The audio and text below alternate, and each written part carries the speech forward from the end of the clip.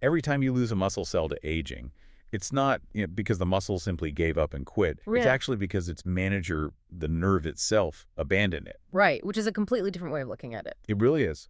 Welcome to today's deep dive, where we are uncovering why sarcopenia is, it's not just some inevitable cosmetic reality of getting older. It is actually a massive neurological and metabolic crisis. A total systemic crisis. Because usually, we picture our biceps shrinking a little bit, maybe our skin getting looser, and we just accept it as the physical tax of aging.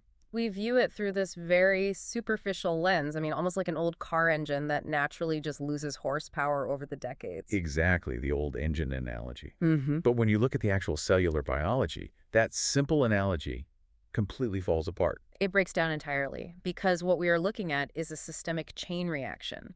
The loss of the muscle tissue, well, it's merely the visible symptom of a much deeper underlying failure in your nervous system. Okay, let's unpack this, because to understand how to keep our muscles, we first have to understand the mechanics of how we actually lose them in the first place. Right, the foundation of the issue. And we're pulling from a pretty heavy stack of research today for you, starting with a fascinating physiological review from the Journal of Physiology on how the nervous system remodels as we age.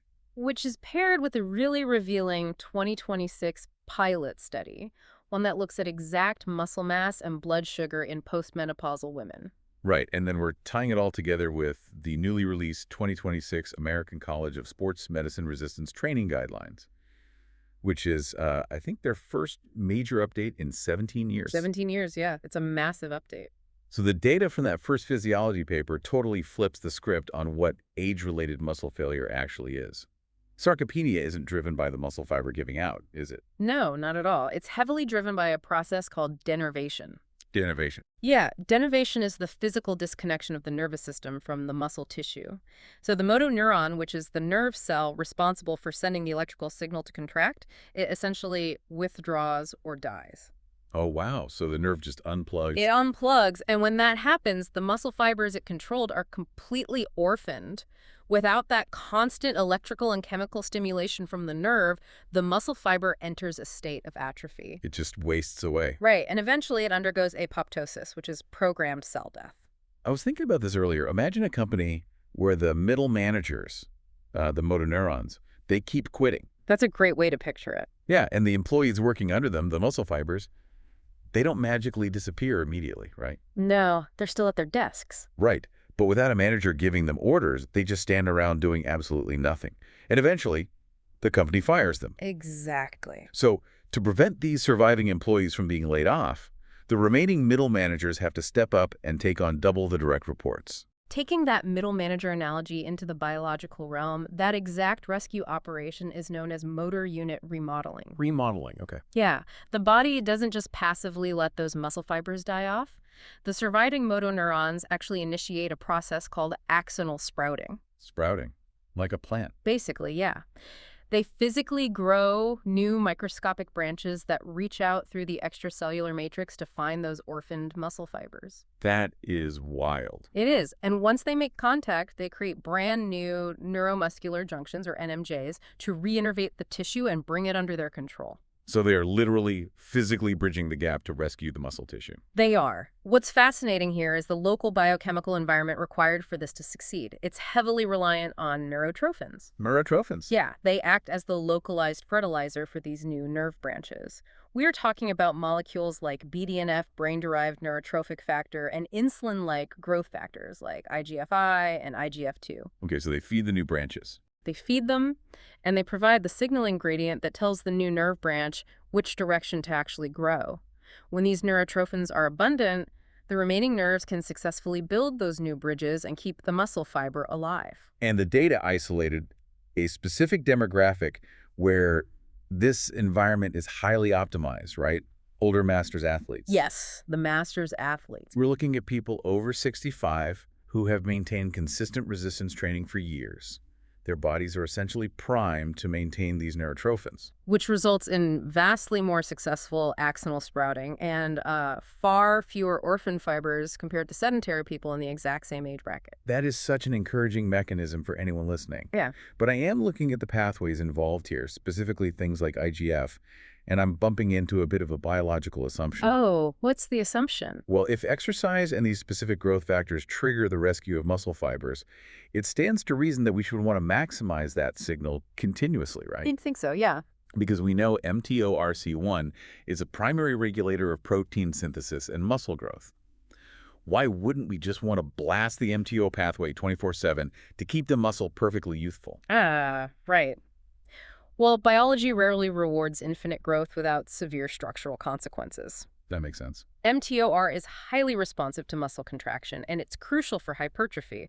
But the physiological review highlights a severe penalty for prolonged mTOR activation. A penalty? Like what? When mTOR is constantly stimulated without adequate periods of downregulation, it actively impairs the clustering of acetylcholine receptors at the neuromuscular junction. Wait, really? So we're effectively blinding the muscle to the very signal it needs to survive. That is the exact physiological outcome. Acetylcholine is the primary neurotransmitter the nerve uses to command the muscle. Okay. And on the muscle's surface, the receptors for it have to be densely clustered together directly beneath the nerve terminal to catch that message efficiently. If you constantly blast the growth pathways and ignore recovery, those receptors scatter. So the new axonal branch might successfully reach the orphan fiber, but the chemical communication fails. Because the receptors are everywhere. Right. The reinnervation attempt aborts, and the muscle fiber dies anyway. So if you hammer the system nonstop, the manager shows up to the new department, but the communication system is completely dismantled. That's it exactly. The structural integrity of the connection relies entirely on temporal balance. Temporal balance, meaning you need the intense growth signaling to initiate the branch, followed by genuine biological rest to let the receptors cluster and solidify the connection. Yes. The recovery phase is when the actual structural reinforcement of the NMJ occurs. It's not optional. So if keeping the nerve attached is step one, we have to look at what happens when that fails systemically. Which brings us to the 2026 pilot study looking at those postmenopausal women. Right, shifting from the microscopic junction out to the entire metabolic network. Yeah, they tracked 74 women with an average age of 82.3 years. And what immediately stands out is the methodology here. That's groundbreaking methodology. They didn't use outdated BMI metrics or even DXA scans, right? Yeah. They used the D3 creatine dilution method. The D3 creatine dilution method completely changes the accuracy of this kind of research. Because DXA scans have issues. Yeah, traditional DXA scans often overestimate muscle mass in older adults. They can't effectively differentiate between actual contractile muscle tissue and intramuscular fat or even water retention. Oh, so it just groups it all together. Pretty much. But D3 creatine works differently. Creatine is almost exclusively found in skeletal muscle.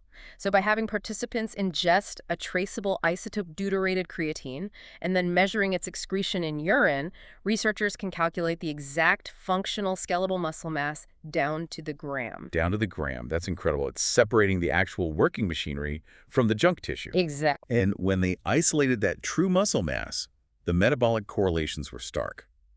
The women with lower muscle mass had significantly higher fasting plasma glucose. And elevated insulin levels. Yeah, elevated insulin, worse HbA1c, which gives us that long-term blood sugar picture, and a much higher HOMA-IR score for insulin resistance. So what does this all mean? To conceptualize this, think of skeletal muscle as the primary battery storage facility for your body's glucose power grid. The battery storage facility, I like that. It works perfectly for systemic metabolism.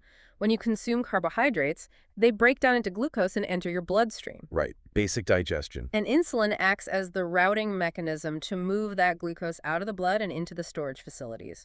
Well, skeletal muscle is responsible for taking up roughly 80% of all glucose cleared from the blood after a meal. 80%. So if you lose the muscle because of that neurological uncoupling we just covered, you are effectively destroying your largest battery storage facility. You're demolishing it. The power generation, the glucose intake, it all stays the same, but the storage capacity shrinks. The grid overloads, and the body's response is to just pump out more insulin to try and force the glucose into whatever cells are left. Right, which eventually breaks the locks entirely, leading to severe insulin resistance. The systemic backup is immediate. Just sits in the blood. Yeah, without adequate skeletal muscle, the glucose remains circulating in the vascular system. This causes glycation and endothelial damage, while the hyperinsulinemia drives even further metabolic dysfunction. But I'm wrestling with something here in the data. because the study highlighted a very specific statistic. The sarcopenic obesity numbers. Yes, 41% of these 82-year-old women were categorized as having sarcopenic obesity, meaning they had critically low muscle mass alongside a high percentage of visceral fat. It's a very dangerous combination. So if the muscle is the primary battery, why does the fat tissue seem to override it in predicting insulin resistance? The study explicitly states that obesity was an even stronger predictor of insulin resistance than the low muscle mass. It did find that, yes. So is the lack of storage the main driver, or is the fat actively destroying the grid? The adipose tissue, specifically visceral fat, is highly metabolically active, and it is actively destructive to the grid. How so? It secretes inflammatory cytokines and free fatty acids directly into the systemic circulation. This phenomenon is known as lipotoxicity. Lipotoxicity. That sounds bad. It's terrible. It actively blocks the insulin signaling pathways in the remaining tissues. So with sarcopenic obesity, you face a compounded metabolic crisis. The total double whammy. Exactly. The excess visceral fat is actively creating inflammatory roadblocks that cause insulin resistance. And the concurrent lack of skeletal muscle means you have no reserve capacity to absorb the excess glucose. So the primary defense mechanism is gone precisely when the inflammatory attack is at its peak. You lose your shield just as you're taking fire. It's a terrifying biological scenario for anyone listening. The grid is under attack, and the storage facility has already been demolished. Which is why we have to fundamentally change how we view resistance training. Right. It's no longer about aesthetics. It's about metabolic survival. And that urgency is exactly what the American College of Sports Medicine seems to be responding to in their 2026 resistance training guidelines. The scope of this ACSM update is massive. They synthesized 137 systematic reviews, encompassing over 30,000 participants. 30,000 people. Yeah. For the first time since 2009, we have a definitive, data-backed playbook for how healthy adults should be training to defend this neuromuscular and metabolic system. Here's where it gets really interesting, because if you spend any time observing modern fitness culture, the barrier to entry seems impossibly high. Oh, it's so intimidating. Right. There is this total obsession with perfect biomechanics, biohacked recovery routines, and wildly complex periodization schedules. People think they need a spreadsheet just to lift a dumbbell. Yes. But the actual science, looking at 30,000 human bodies, delivers a completely different, almost relieving primary message. Consistency beats complexity. The data overwhelmingly demonstrates that. The most significant physiological adaptations, the most meaningful protections for your motor units and your glucose metabolism, they occur simply by transitioning from a sedentary state to a consistent baseline resistance protocol. Just doing something instead of nothing. Exactly. The guidelines aggressively de-emphasize micromanaging variables in favor of sustainable adherence. So let's look at the actual prescriptions they laid out, starting with the foundation. The baseline requirement to keep the nerves attached and the metabolic grid functioning is training all major muscle groups at least twice a week. That's the baseline, yes, 2 times a week. But they also segmented the protocols based on specific adaptations. If the goal is raw strength, the guidelines suggest 80% of your 1-rep max for 2 to 3 sets. And that heavier load is required for strength because it specifically targets the recruitment threshold of the larger motor unit. Okay, so it forces the nerve to work harder. It forces the nervous system to fire a massive synchronous signal to move the weight, which reinforces the integrity of those specific high-threshold neuromuscular junctions. Then we have hypertrophy, the physical expansion of the muscle tissue to make that metabolic battery bigger. Right, growing the storage facility. For that, the focus shifts away from absolute weight and moves toward volume, aiming for roughly 10 sets per muscle group across the week. But the third category they emphasize is power. And power is crucial here. People often conflate strength with power, but power is entirely about velocity, isn't it? Velocity is the critical metric for aging populations. Power is the ability to generate force rapidly.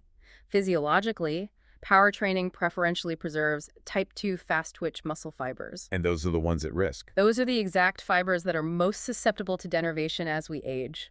When you trip on a sidewalk, raw strength doesn't save you. Right, you need to react fast. Exactly. The rapid generation of force power is what allows you to catch your balance before you hit the ground. So the guidelines recommend using moderate loads, between 30 to 70% of a 1-rep max, and moving the concentric phase of the lift as quickly and explosively as safely possible. That directly connects the ACSM playbook back to the cellular biology we started with. Power training saves the type 2 fast-twitch fibers from losing their middle managers. It keeps them employed. But let me push back on the execution of all this. Because the fitness industry heavily promotes the idea that you need complex gym equipment, heavy iron, and that you must push every single set to absolute agonizing failure to see real growth. Does the 30,000-person data set actually support that? It explicitly refutes it for the general population. Really? Yes. First, the systematic reviews confirm that non-traditional resistance training provides highly effective stimuli. Resistance bands, bodyweight suspension systems, home-based routines, they all yield marked benefits in hypertrophy and physical function. So you don't need a fancy gym. Not at all. The muscle fiber only recognizes mechanical tension. It does not know if that tension comes from a cast iron dumbbell or a heavy elastic band in your living room. The tension triggers the neurotrophins either way. Precisely. And regarding training to failure, the literature review found no consistent superiority for training to momentary muscular failure in average healthy adults. Wow. So you don't need to destroy yourself every workout. No. Nor did highly complex periodization models outperform simple progressive overload. The physiological cost of constantly training to failure often impairs that temporal balance we discussed with MTOR. Right. It degrades the recovery phase. It degrades recovery and ultimately hinders adherence. To quote the lead author, Dr. Stuart M. Phillips, "The best resistance training program is the one you'll actually stick with." The one you'll actually stick with. That really is the defining metric. If a protocol is so neurologically demanding or logistically complex that you quit after 3 weeks, the biological machinery just goes back to slowly disconnecting. Adherence is the primary biological driver. The system requires a reliable, repeated demand to justify maintaining the energetic cost of that muscle tissue. The axonal sprouting and the glucose uptake require persistent, adequate signaling, not intermittent perfection. Exactly. So, synthesizing all this for you, sarcopenia isn't just about muscle fibers shrinking. It is a fundamental uncoupling of your nervous system from your physical structure. The nerves abandon the tissue. They just walk away. And when you lose that muscle, you lose your body's primary battery for storing glucose, leaving your systemic power grid overloaded and highly vulnerable to insulin resistance, especially when compounded by visceral fat. That lipotoxicity effect. Right. And the antidote isn't a biohacked, perfectly periodized routine. It is consistent, basic resistance and power training that you can actually maintain long-term. That captures the cascading effect perfectly. But looking closer at the physiology paper, there is one final, incredibly nuanced detail regarding that motor unit remodeling that we really have to consider. Oh, what's the complication? Well, if we connect this to the bigger picture, we established that the surviving nerves undergo axonal sprouting, taking on the orphaned muscle fibers. Right. This means the innervation ratio inherently increases. A single nerve that previously controlled 100 muscle fibers might now be responsible for 200. The manager is now shouting orders to a massive room instead of a small team. Yes, and the physical architecture of those new nerve branches varies. They grow to different lengths, and they have varying diameters, which actually changes their conduction velocity. So the signal speed changes. Exactly. Because the electrical signal takes slightly different amounts of time to travel down these varied branches, it results in asynchronous action potentials. Meaning the electrical signal doesn't arrive at all the muscle fibers at the exact same millisecond.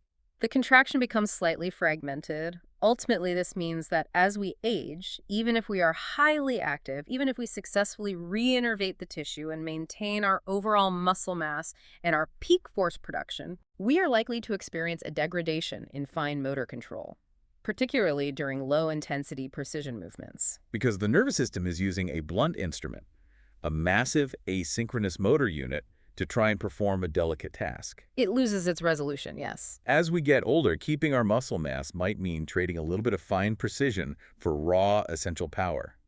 Think about that the next time you pick up a resistance band. Keep learning, and we'll catch you on the next deep dive.